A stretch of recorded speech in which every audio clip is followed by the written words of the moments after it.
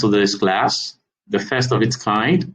I just want to say that we all understand the fact that this is totally free, all right? So the joint collaboration was what made this possible. First, it's about introduction to blockchain, all right? So what is blockchain? Blockchain is basically a system of decentralized digital public ledgers that store transactions. It is a system of several computers, okay, that are sort of connected by a core engine, which is being referred to as blockchain. The decentralized thing comes in parts of, say, okay, there are several systems and computer systems operated by human beings like you and I. Some of them have these computer systems in large quantity. They have them in higher power. Some of them have as little as just one PC. Even I can have a PC box in my home and download the blockchain system on it and be part of that decentralized system. All right. So that is what it is, basically, right? In layman's terms. So blockchain is a system of this decentralized network of computers all over the world, in different locations, in different countries, in the hands of different people over the internet. And the things that are maintained within this blockchain are what we refer to as ledgers, okay? They are ledgers, and we know what ledgers does. What ledgers does is it's a store of transactions. It's a storage of transactions. What is coming in, what is going out, debit and credit. You understand that? All right. Who is crediting who and who is debiting who? Who is sending to whom and who is receiving? These are the things that are being stored in the ledgers, just like in the traditional bank, okay? The same way you have your credit and debit side of the book, of the order book in the bank, the same way we have it on the blockchain. All right. Now, this information is stored in chains of block. All right. So when we say chains of block, what we're saying is the fact that it arranges them in something that looks like ice cubes. Okay. So each ice cubes contains certain amount of ledger. And once that cube is filled up, or once that container, small container is filled up, or is spilled over into another block or another cube of storage. Okay, so I'm trying to relate this to something that is, common to everyone, something in our everyday life, so it is as clear as possible, really. But then that's just the way it is. So think of the ice cubes are similar to the blocks of chain that store ledger transactions, or that stores transactions that goes on in terms of cryptocurrency. All right. And so that's where the name blockchain comes from. All right. So first, two things, guys. Blockchain is a network of decentralized systems. Something is sitting in these systems. It is the blockchain core engine. And then these systems are your normal computer systems. Sometimes the highly powerful ones, and sometimes as little as one desktop PC sitting in somebody's home. Okay, and they are all connected over the internet. They are all supporting the blockchain network in terms of storage of transactions, in terms of consensus, in terms of security, and what have you. So here are the features of blockchain. I've already talked about the fact that it is decentralized, and I also tried to explain what decentralized means in layman's terms. All right. Then another feature is that the cryptographic feature of blockchain. And what that means is that the way informations are being stored in blockchain, they are in a secretive and a coded way, such that sometimes it is not ordinarily readable to the human brain or to the human eyes or to the human understanding. Okay, so it has some sort of decoding algorithm, all right, such that it doesn't look like your normal English language. It doesn't look like your normal alphabetics or mathematical formation. You understand? it always looks like some gibberish combination of letters and numbers and what have you, all right? But then behind those gibberish, there is a message that is only understood by the system, by the blockchain system. All right, guys. The next one is that the blockchain is highly secured such that it cannot be hacked. And the last one is the fact that the blockchain is public. So what that means is that, for example, the traditional bank, you cannot go to a bank and ask to see their order book. You cannot go to the bank and ask to see their ledger. They won't show you because it is private information. But fortunately for us, when it comes to blockchain, everything on the blockchain is public and it is for all eyes to see. There is nothing to be hidden, really. You understand? So the information maintained in the ledger of the blockchain is publicly available. Okay, so here I want to talk about the uses of blockchain, or the ways in which blockchains can be applicable. So today, blockchain is being used in creation of DApps. The full meaning of DApps is decentralized applications. Blockchain is also being used today to host several thousands of digital currency, and for which we know that the first of its kind, or the top of that list, is Bitcoin. And we know that today, Bitcoin is being used both as a means of exchange and as a means of security, and possibly as an asset. All right, we're getting there. You know, like Bitcoin is starting to become like gold, of course, you understand. So yeah, and that's the asset part anyways.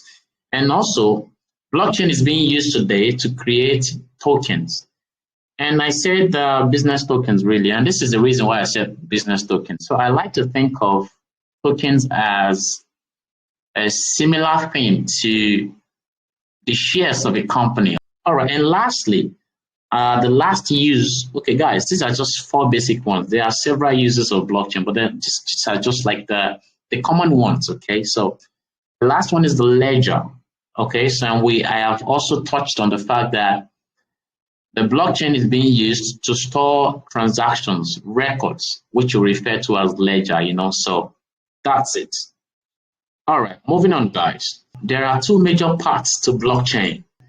You can go through the software application part of blockchain. You can decide to take that path, or you can decide to take the other path, which is the cryptocurrency, which I refer to as the cryptocurrency part of blockchain.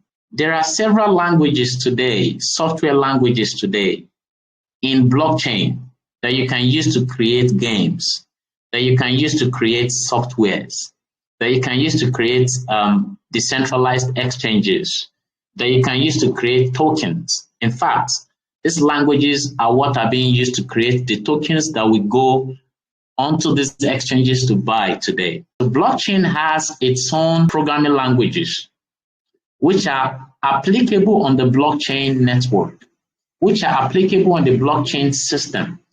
And these are the languages that are being used to create these tokens that we buy. That goes on behind the scene, of course, you know, so you as an ordinary buyer, you don't know these things, all right? But it is what it is. Then the other path, which I termed cryptocurrency, I have trading, I have arbitraging, I have NFT, so which is like NFT buying and selling, all right? We have staking, I have Launchpad, ICOs, IDOs, and DeFi, and all kinds of things today. You even have CeFi today, you know, decentralized financing, centralized financing, and a whole lot of them. So I have categorized all that under cryptocurrency, basically. So right here, there are over 3,000 blockchain apps that has been created by individuals and companies out there, okay? And you can go take a dive into it and just explore on your own using the website address I have, itofthedapps.com. You can write that down somewhere and go in there and go see the beautiful thing that is happening in the world of blockchain is concerned, as far as the software application part is concerned. All right, guys, just a sneak peek, really. 3 things we're going to be doing in this path. And that is number one, trading, which is about buying and selling tokens, okay? And the exchange that we're going to be using as far as this class is concerned is www.bybit.com. So bybit.com, someone was asking me what exactly is this ByBit and stuff like that, okay? So I'm going to come back. I will take a moment and talk about ByBit later on, okay? So not right now. All right, so, and we're also going to be looking at technical analysis and charting. And the place where we're going to be doing the technical analysis and charting is on www.tradingview.com. All right, guys. So these are the two things that we're going to need for this class. I tell you guys, this class is going to get as interesting as you can never imagine. Just a little introduction to trading. Trading is the art of buying and selling money market instruments. And what are these money market instruments? They are stocks, options, forex, and cryptocurrency, okay? These are the things that are collectively being referred to as money markets. And the people who engage in this kind of activity are the ones that are called traders. So I want to welcome you all again into this journey of you trying to become a professional trader, a pro trader. All right, types of traders. We have the day traders, we have the swing, and the investors. All right. The day traders are the ones who work with smaller time frames, and swing traders are the second types of traders. Okay, they make and stay in a trade longer than 24 hours most times. Sometimes they stay in a trade for a week or two. And the last kind are the ones I usually refer to as investors. The investors are the kinds of traders that are in there for a long term. I don't even like to refer to them as traders. Okay, these are the ones who hold on to their tokens for as long as they want to, or for as long as they plan to, maybe sometimes maybe for the next 1 year, sometimes for the next 2 years, sometimes for the next 10 years. Trading is risky.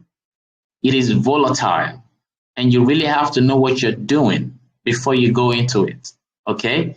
You really need to know your onions before you attempt to trade. Otherwise, you're going to lose your fortune. You're going to get your hand burnt.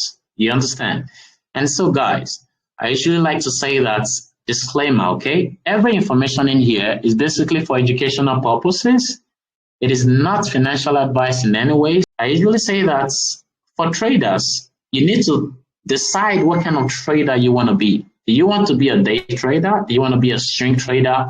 Or do you just want to buy and go to sleep and come back in the next 5, 10 years, okay? And that is where the part defining your end game from the start comes in. You need to define your end game from the beginning as far as trading is concerned. These are some of the resources I usually use in order to do my own research. In order to do my research, in order for me to do my fundamental analysis, before I can tell whether a token is good for buying, for purchase or not. Okay, so the first part, if you want to know about a newly launched token or a token that is scam, just so you don't get your hands burnt, you want to know about a trending, all the trending tokens, you can go to tokensniffer.com, and you can also go to tokenfomo.io, okay? Get your pen and paper and just write it down somewhere, okay? So this is a free resource where you can get to know what's happening out there in terms of newly launched tokens, or tokens that are scams, or tokens that are trending today. You know, so I know that some people, they like to be an early bird. They like to be the first set of people who acquires a token before people start to get to know about it. If you are that type of person, guys, this is the resource for you. And the second part, if you want to do a research, sort of a fact finding about tokens, okay, you want to understand how well a token is doing in the market, the acceptability rate, their social media handles or where you can go to get information about them, the creators, more information about the creators and all kinds of things, the rankings and what have you, and maybe all kinds of information basically. Or you want to know which ones are really true gems in terms of long term or maybe mid term.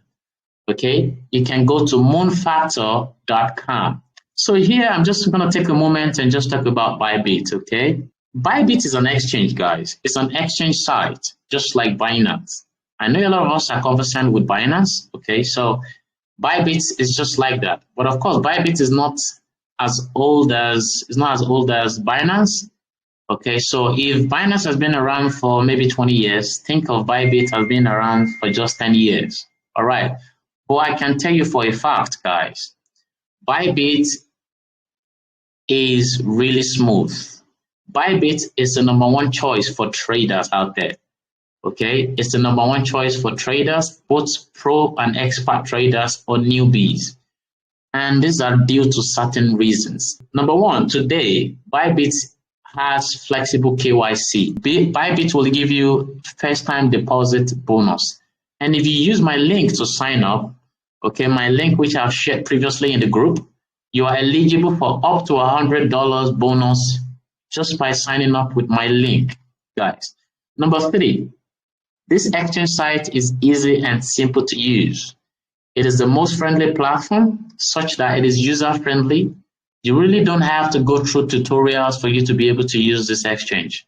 Number five, it is totally customizable. The UI, the user interface of ByBit is totally customizable. And what that means is that you can move things around. Okay, you can move things here and there. You can choose to say, okay, I don't want to see this, I want to see this.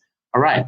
And also, there's one very key thing that I love about ByBit. Once I enter into a trade in Binance, I found out that I couldn't change my leverage.